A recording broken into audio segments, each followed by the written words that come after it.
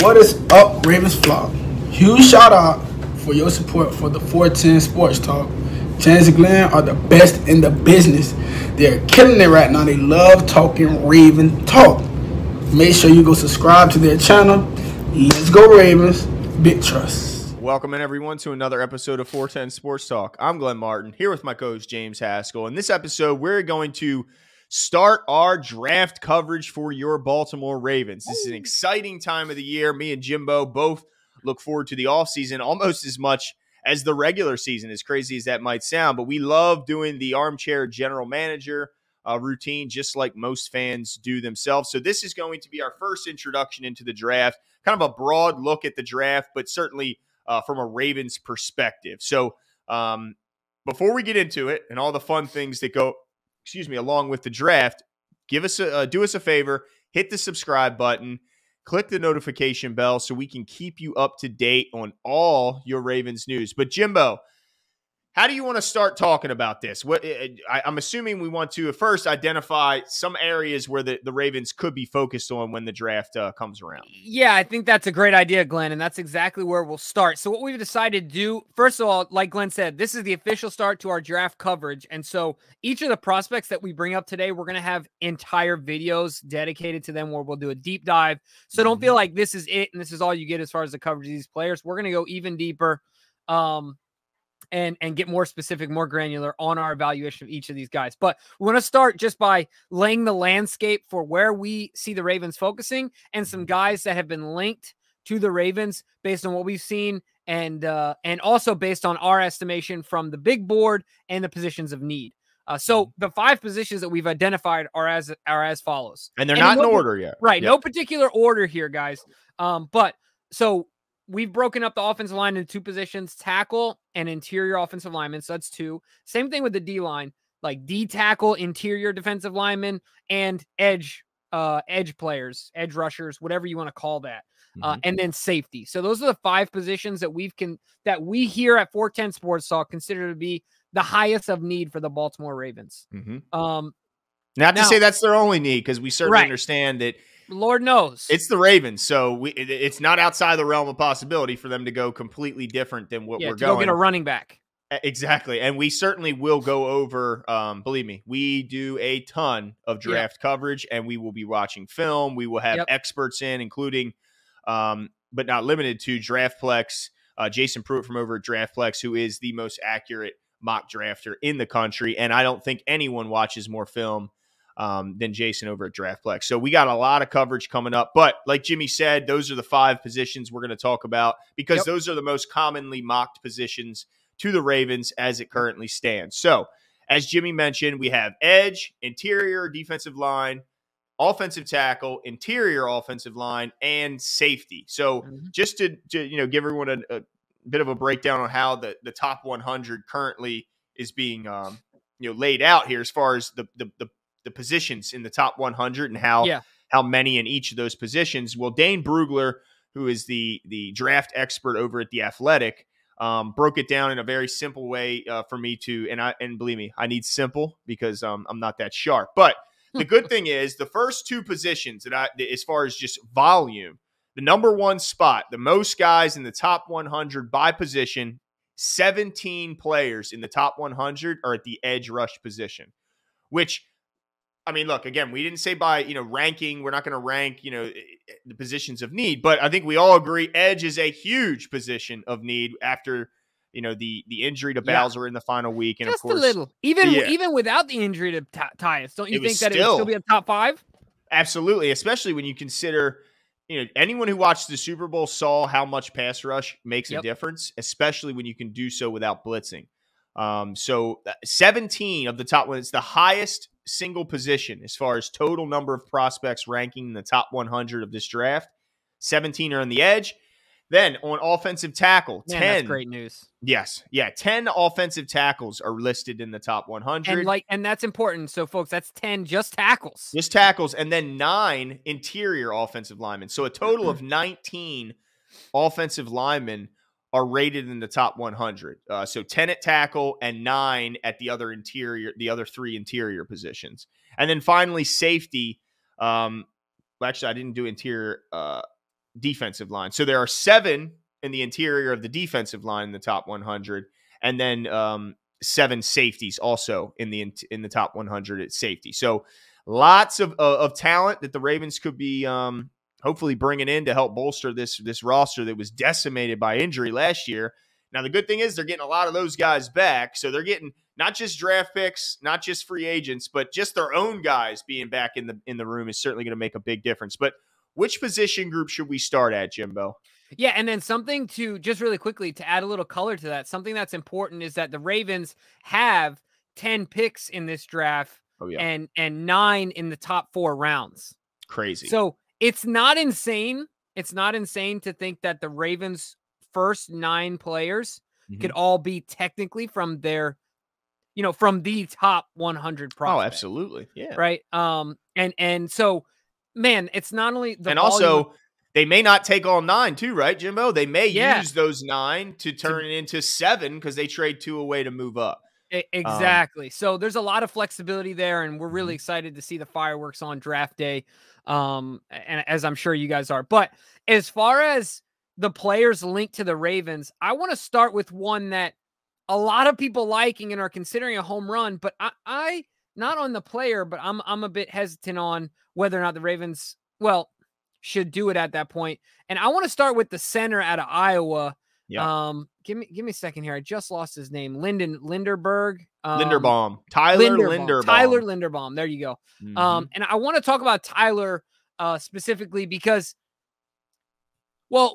before we talk about him and why I'm a bit skeptic, why don't you, Glenn, talk about what you've seen about him, like the draft profile or whatever the case may be that you have on him? Because certainly it's impressive. I don't want to talk about why I'm skeptic before we talk about how good this kid is. Oh yeah, I mean you're 100% right in saying that this guy, at least from the information we've been able to gather. Now, I also want to remind everyone that we will very much so be diving deep into the tape ourselves. Yeah. It's just at this point we're using other avenues that are paid very highly to evaluate and rank these players. So in this particular video, I'm going to be reading off of PFF, who people have their opinions on it, but it is the most non-biased, at least from a analytical standpoint, that I could find. But I'm also going to be using CBS's mock drafts as well. But as far as Tyler goes,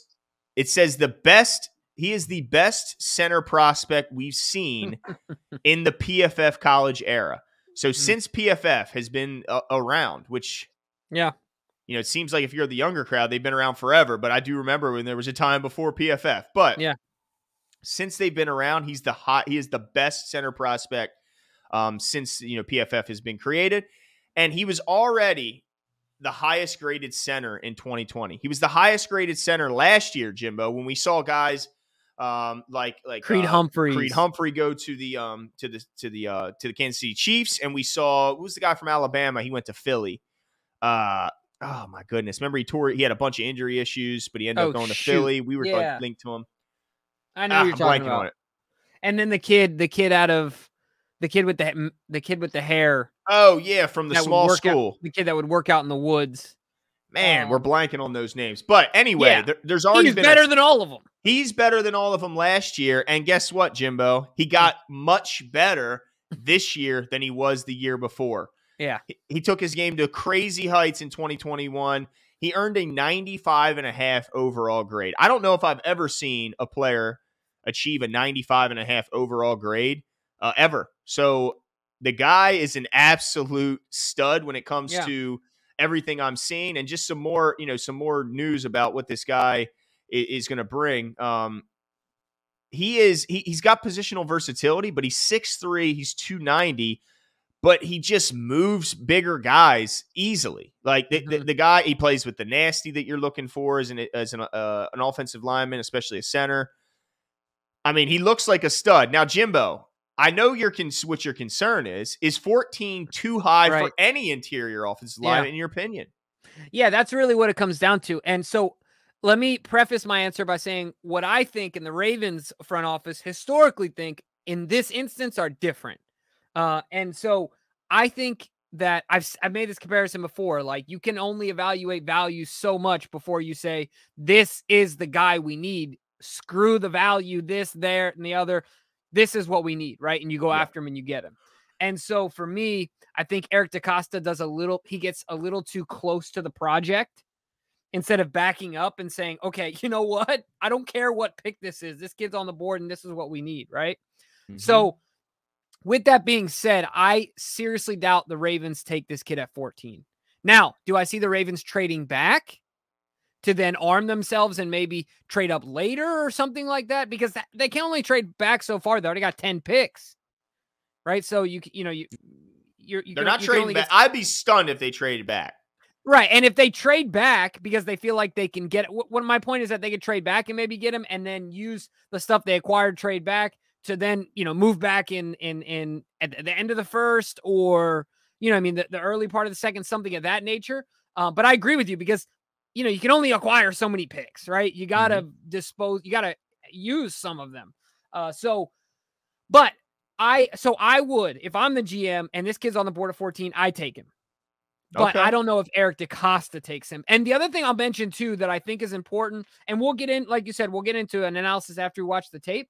But one of the notes that I also saw is that he, posted a 53 and 10 record as a wrestler, and that's on PFF as well, as a wrestler in high school. And that to me means that even though he's only 290, right, he's under like the 300 threshold and he's able to move bigger guys, he understands leverage very well. His grip is probably insane, and he knows how to use his hips to maintain that leverage. Really important. Look, one of the best defensive linemen in the Baltimore Ravens history was, if I'm not mistaken, a 3-time state champ in New Jersey, and Kelly Gregg, not the biggest guy at his position. Yeah, no doubt. Yeah, Ray Lewis, all-state wrestler in Florida. Undersized. Ray Lewis, when he grabbed you, that grip, he wasn't letting you go. So certainly a lot of value there as well. I like this kid. But I am hesitant to get excited about it because I highly doubt that Eric DeCosta does it at 14. What do you think about that? No, I mean, I think the question is, does he see the value to pick that guy at that spot? Now, I will also say this before people start penciling him in. There is some, I look at a different scouting service. I think this is the, what is this called? Draft Network? The Draft Network. Draft Network. They kind of see him more as a zone type of scheme. They think he's more in the Shanahan tree. Right. Exactly. The Shanahan tree. And don't really see him. Now, they say his skill set is good enough to where he could probably translate to anywhere, but he certainly had a more of a wide zone, screen heavy scheme that he's used to. So, and they have some questions on his anchoring ability, which of course in this offense they like to get the bigger, more powerful guys. So maybe he's not the fit, and maybe no one is at the fit at center at number 14. That also could be the case. So we'll have to wait and see there. And of course, again, we'll get more into them, but I don't want to get bogged down to just one guy. Realized that we're. But yeah, let's talk a different position. I want to talk offensive tackle because, man, when you talk about when Stanley went out, the devastation that followed was Alejandro Villanueva being put at left tackle, and I think we all know that was something we don't want to see again next year. Appreciate what he did and kind of weathering the storm over there, but we don't want to see him there again. So another name I've been seeing a lot linked to the Ravens is Trevor Penning out of Northern Iowa. Another monster of a man. The guy is 6'7", 321 pounds, and he throws that weight around very easily. He likes to move bodies, and in fact, I've never seen this before, Jimbo. He has the single highest run blocking grade in the history of PFF, a 99.9. The guy was virtually perfect in the run game. It's the highest grade they've ever charted in their history. Now, albeit against lesser competition. He played at Northern Iowa. He didn't play at Georgia. So it's always that, you have to weigh if you think he can make the transition to the big leagues. And does that talent transition when you're going up against so much better talent in front of you than what he's used to at Northern Iowa. So seems like a guy who would fit from a physical standpoint. He's got the nasty. Apparently, even at the Senior Bowl, I mean, it just did you seems see that video? he's just throwing dudes. Yes. Ripped him down. Yes, just violent with it and mean about it. And that's what you want, again, from an offensive lineman. You have to have that nasty in you. And so he seems like he certainly has that and plenty of it. But do you see a guy from Northern Iowa with that level of competition in front of him being someone that the Ravens would go out and grab at 14? Yeah, I don't see the Ravens having any concerns with going with a kid out of a small school. I mean, the Ravens have done it in the past all throughout the draft, right? In any round, really. And so, yeah, and I think the Baltimore Ravens are completely fine with taking of offensive linemen from Iowa.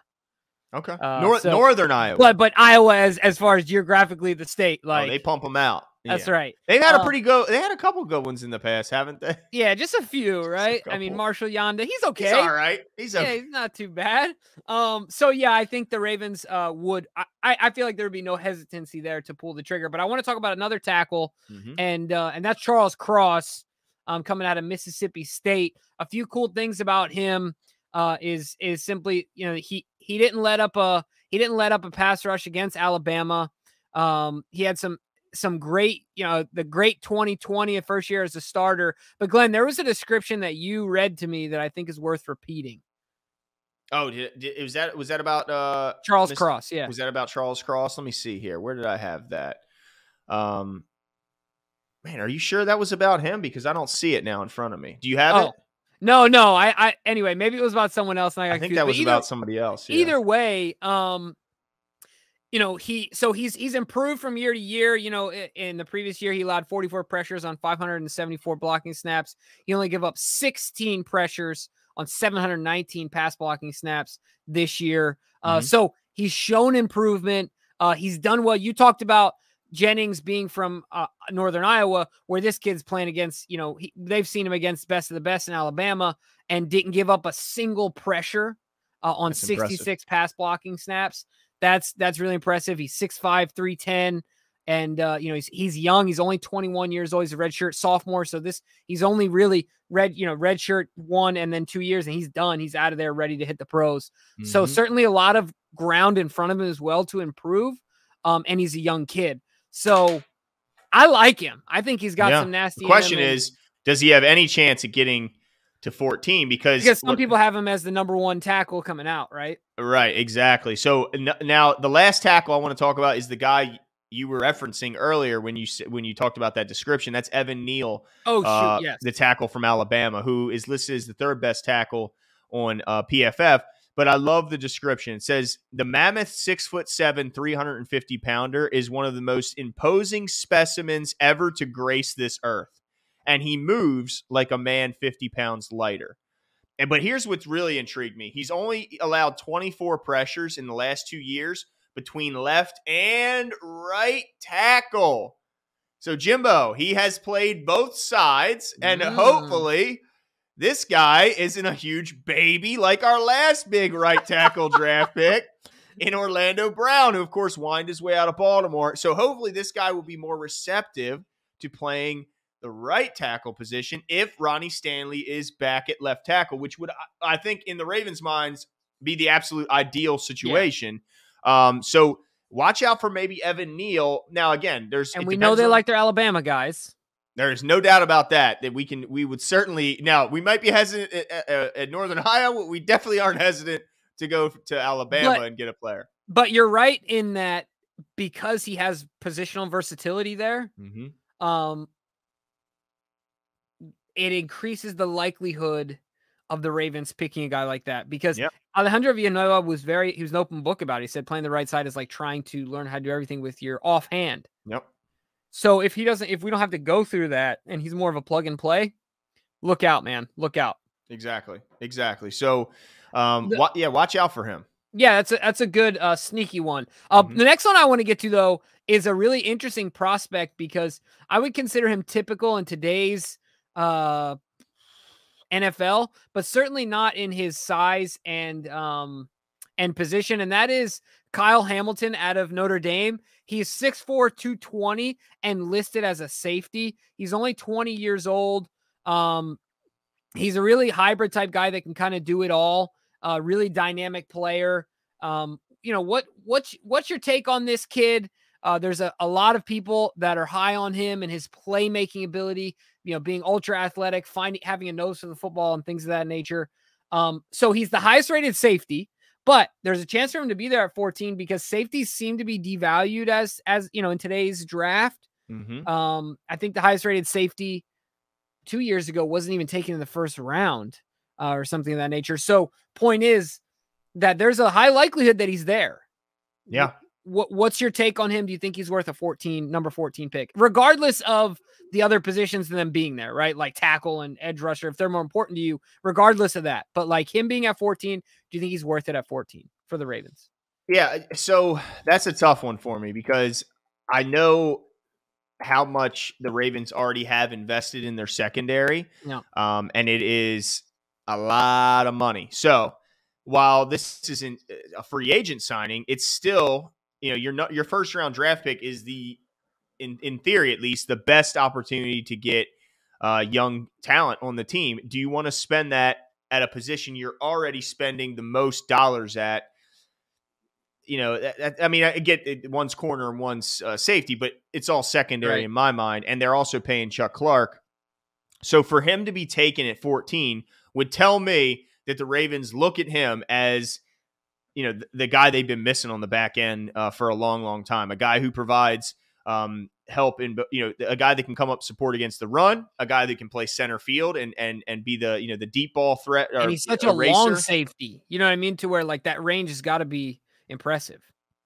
Absolutely. And the guy athletically seems to be on a different level. I mean, I'm talking, apparently what I see is he has a 40-inch vertical, 11-foot broad jump, and the fastest 10-yard split ever timed at this training facility back when he was 18. And let me tell you this, 40-inch vertical, that is Derrick Rose entering the NBA draft. 40-inch vertical is what Derrick Rose pre-knee surgery, even though he jumped 4 inches higher post-knee surgery. Just fun fact. Crazy. But that's still insane to think of the explosion equivalent to a Derrick Rose. Yeah, and here's another thing that could maybe get him into consideration that high is the fact that the dude has incredible versatility across really all areas of what a safety would be asked to do. So a young safety, first round, third round, seventh round, is going to likely be playing his fair share of special teams, right? So in one game that was studied, just the first few snaps of one game, he was involved in playing punt coverage. He was aligned as the nickel, then pushed and covered the flat. Then he drove deep and covered the middle of the field in the center field position. Then he aligned as a stack player and was playing the robber as a middle linebacker. Then he aligned as the end man on the line of scrimmage and blitzed. All in the first few plays of one game. The guy was literally every possible position. He's an elite tackler. He's got incredible range, and he's got great ball skills. So there's really nothing to dislike about him. And also, by the way, Jimbo, on top of all that, his football IQ and instincts are on another level. Yeah, is what it's described. So it really sounds like you'd be hard-pressed to find a single weakness in this guy's, except for he did miss the final 5 games with a knee injury. So that's the only thing you can find as a perceived weakness. But it's really hard to even call that a weakness when the guy gets his knee dinged. It's not like a history of it where he's constantly hurt. He got hurt last year and missed the last 5 games. So I think it's possible, Jimbo. But what I would say is if they do take him, then I'd be really excited because that tells me that they think this guy is just next level great. Who's the kid out of Clemson? Simmons? Was that Jonathan Simmons? Was that his name? The guy who ended up going to the Arizona Cardinals. Yeah. Was it Clemson? Yeah. He was out of Clemson. Okay. Yeah. The super speedy guy. That's what he kind of reminds me of. Not exactly the same. I think Simmons is a bit bigger even, but similar in athleticism and the versatility of their game. But the next one I want to get to is an exciting guy. So we've talked about O-line. We've talked about safety. I want to talk about the guy that paired up, that was part of that duo in Michigan that Mike McDonald knows really well, and that's David Ajabo. David Ajabo, pretty interesting prospect here for a few reasons. He only played, previous to 2021. He only played 26 career snaps, but he had almost a 90 pass rush grade. Mm-hmm. So I mean that's really impressive. And then obviously he took off with Adrian. Is that the kid's name? The number 1 overall? No, Aiden Hutchinson. Aiden Hutchinson. That's what it is. Yeah. So look, this kid's got the physical tools. I think that when you have a guy on the other side of you with so much opportunity, it says something about you as well, right? Like while he wasn't the star of all stars, he still had 5 forced fumbles this year, 7 pressures in 1 game against Penn State, which is incredible, 8 tackles for loss. I mean, 37 pressures over the final 10 games of his career. He's got all of it, and I think he would be really fun. You're talking about athleticism to pair him up with an Odafe Owe. Mm-hmm. I mean, man, I got dreams. Now, the only thing I have to say here, Glenn, is that with him being 14 at the 14th, PFF has him ranked as a 26th overall prospect. Yeah. So maybe 14 is a little rich. Yeah, but look, he could also be there in the second round. I mean, we see constantly guys that are rated high, or like we mentioned earlier, the Ravens could certainly get back into the first round using one of their many. They have 5 fourth-round picks, Jimbo. They got 5 of them. So they could certainly package some picks and go up and get the guy. Or they could say, you know what? We don't care that the PFF has them at 24. We got him at 10 on our board. And so at 14, he's a steal. Right. That's what I was going to ask. How much does he, because I can see him most likely only moving up in the board because of his work with Mike McDonald. I wonder how much of that has an impact on the Ravens, particularly being willing to what a lot of people might consider a reach to go after and get this kid. I'm interested to see how that plays into the equation. Yeah. And you talked about, I mean, this guy is so similar to Odafe Owe in a lot of ways. Like a guy who hasn't played a ton of football. He didn't play organized football till a junior in high school. Isn't that the exact same time that Odafe Owe started playing football? Yeah. So they both didn't start playing until they were junior in high school. He was born in Nigeria. I don't remember where Odafe Owe was, where his family descends from. Yeah. Yeah. But I could have sworn, and I could be wrong, but I thought it was, somewhere similar. And then he moved to Scotland at the age of 7. This guy's been all over the world. And then of course became a star when he got to Michigan. What's exciting about him is that, the Ravens will have, the Ravens don't even really need to do a scouting report on this guy. They just simply go to Mike McDonald's office and say, tell us about it, David Ajabo. So what gets me excited is if we do take him, you talk about, man, they know he's the guy. That would tell me they know this is the guy. And his burst, his explosion, his raw athleticism is, again, so similar. Jimbo, he won the Prep State title in the 100-meter dash in 2018. And he probably was still a massive kid. He ran it in 10 seconds, Jimbo. 100 meters in 2018. This isn't that long ago. We're talking. This is 2018. Yeah. So yeah, I'd love to see him and Odafe get in a race. Exactly, just like a straight line race. Let's just see what happens. It's also a concern that it seems to be all predicated on speed. His ability to rush. Does that concern you? Well, and that's what I was worried about too. But then I see here. Let's see. Where is it? Where it talked about here it goes. His nose for the football and brilliant rush counters are awesome to take in.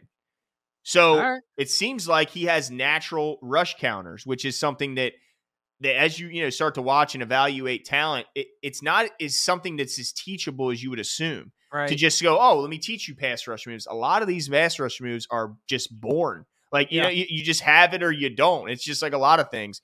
And it seems like he has the God-given talent to rush the passer.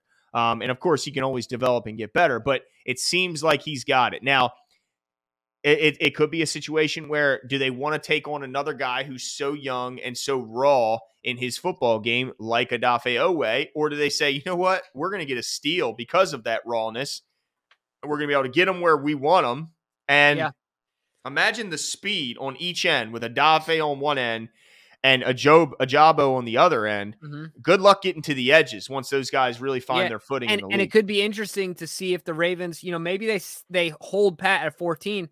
The Ravens historically, at least in recent memory, don't do a lot of second-round drafting. Maybe they slide up to the end of the first. Exactly. Go get a kid like this if he's hanging around. So definitely, even if we don't take him at 14, if that kid in particular is still hanging around, keep your eyes open. But I think that there's one other name we want to talk about, right?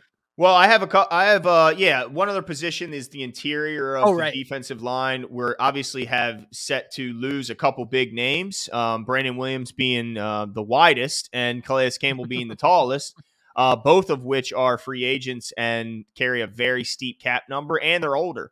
So the Ravens, Eric DeCosta said, look, we got to get younger in the interior of our defensive line. We understand that. So just looking at some of the top prospects, the defensive tackle position looks like to be one where they could get a little bit later. They don't have to use a first round or even a second rounder to get a guy who could be. But what I find most interesting is the number 1 and number 2 rated defensive tackles in this draft are both from Georgia. Does anyone need to know why Georgia was so damn good? Exactly. I mean, geez, Louise, they are so fierce and dominant in the trenches. That this is why they won the national championship. Now they have Devonte Wyatt listed at number 1 and Jordan Davis listed at number 2. Again, both from Georgia. But I have a feeling that the number 2 Jordan Davis, who's ranked number 39 overall on their big board, I think would be the perfect Brandon Williams replacement. This guy, it says he's a one-trick pony, but it's one impressive trick. Okay. He's 6'6", he's 360 pounds, and he will not be moved. That's the entire end of bio. He will not be moved, Jimbo. He just absolutely will not. Now, Devonte Wyatt. It's like Gandalf, right? Yeah. Gandalf? Is that who it is? Yeah, who goes, you will not pass. Yes, exactly. So you will not move Jordan Davis in the run game, which is something that Brandon Williams has used and parlayed into a lot of money by simply not being able to be moved, even if you slap 2 offensive linemen into him. But Devonte Wyatt is the more explosive athlete of the two and showed that in the pass rush game where he had an overall grade of 84 in pass rush. So he's a guy who's more of the Calais Campbell-ish, where he can, at this point in Calais' career, the older Calais, where he's great against the run, but he gives you a little more in the passing game than Brandon Williams or Jordan Davis will. And he's been dominant at the Senior Bowl, which, of course, the Ravens love to see players dominate competition at the Senior Bowl. Absolutely. That's going to be really interesting to see because, of course, it's a copycat league. I'm not saying we go out there and we find an Aaron Donald, but Justin Metabike is considered a valuable player because when you can find pass rush up the middle, true pass rush up the middle, I think it has a more detrimental impact on the quarterback than your traditional around the edge. The problem is you don't find too much pass rush up the middle without sacrificing run defense, right? So to be able to find that mix between the two is impressive. So if this kid has shades of pass rush, maybe they opt to go that way. And also, if the big boy is around at the end of the first, another opportunity for the Ravens creep. They could get him in the second, Jimbo. He was ranked 39th on their big board. If they feel good, he's going to slide in the second just because they passed on him at 14, of course, be on the lookout. It's going to be interesting, though. I can't wait, Glenn. I've gotten so excited just doing this video about the opportunity to go in, watch some tape on these guys, give you guys our full takes on each one of them based on tape that we've seen, find some gems for you guys, all the above. Let us know what your thoughts are. Is there an area an area where you think maybe, you know what, they need to go after middle linebacker? I don't love what I'm seeing from Pat Queen. Yep. And we'll certainly, again, we're going to do a deep dive. We're going to watch a ton of film. It's a long way away. And we didn't want to we want to sprinkle it out a little bit. We're just dipping our toe in the water right now. Exactly. We're testing the temperature right now, but of course we will do that cannonball into the deep end when that time comes. Yep. But let us know if there's any other positions where you could say, you know what, they really need to address this position if they want to get over that hump and beat the beast that looks to be the Bengals right now. But let us know all your comments in the comment section below, and we will talk.